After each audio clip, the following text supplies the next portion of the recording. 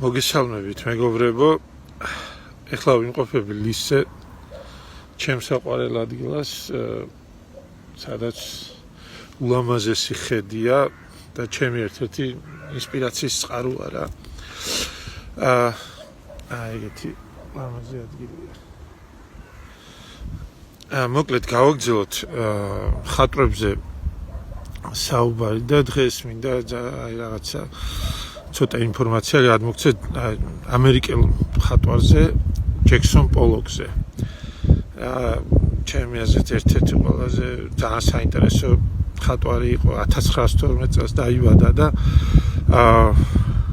ძალიან მე ვფიქრობ, რომ კიდე მაგის აღიარებაში ძალიან მნიშვნელოვანი როლი ითამაშა მისმა მეუღლემ, ცოლმა რა.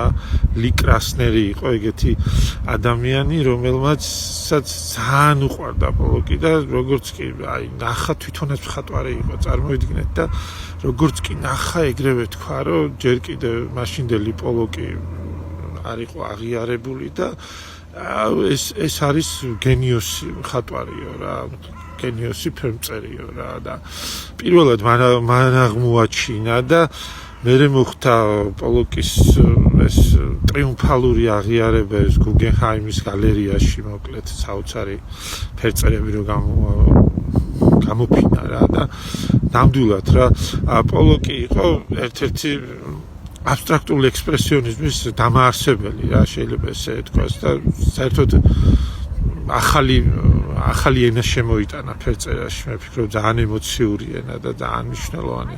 მაშინდელი ფერწერა კიდე შეარყია და რაღაცნაირად ამოატრიალა რა. წარმოიდგინე პიკასოს დროინდელი არტისტია, ხატვარია რა. უბრალოდ სამწუხაროდ ალკოჰოლზე იყო დამოკიდებული და ბოლოს ტრაგიკულად დაასრულა ავარიით თავის სიცოცხლე რა. აუცილებლად ნახეთ, ჩაწერეთ, მოიძიეთ მისი ნამუშევრები, როგორი ემოციური და ექსპრესიული ნამუშევრები აქვს, მაგრამ აქამდე სანამ მივიდა მან ბევრი გზა გაიარა რა, მოკლედ და მანამდე კიდე სხვა რაღაცებს ხატავდა, სხვა რაღაცებს აკეთებდა. მოკლედ ეს მინდოდა რომ მეთქვა, მადლობა ჩემო კარგებო და ვინც ხარც მიჭერს კიდე მადლობა და თუ რამე სასარგებლო ინფორმაციას გადმოვცემ ან თქვენ არ იცოდით და იმის შესახებ გაიგეთ, დაწერეთ კომენტარში შეგიძლიათ ან თუ კიდევ რამე იცით ისიც შეგიძლიათ დაწეროთ რა. მადლობა დიდი.